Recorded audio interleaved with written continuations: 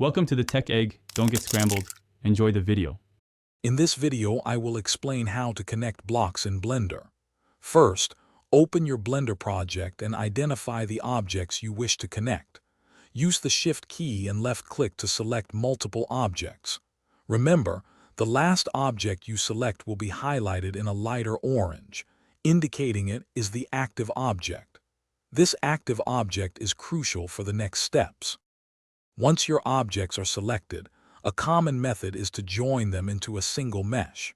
Simply press Ctrl+J on your keyboard. This action merges all selected objects into one unified mesh, allowing you to edit them as a single entity. It's perfect for creating a solid, continuous structure from multiple parts.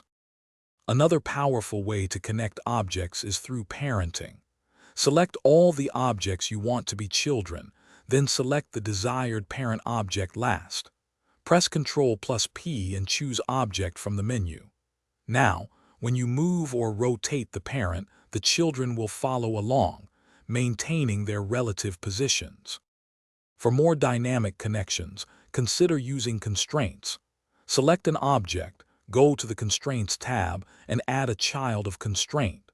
Then, use the eyedropper tool to select your target parent object. This method links objects without physically joining their meshes, offering greater flexibility for animation and complex rigs. Thanks for watching. Consider subscribing if I helped unscramble your problems.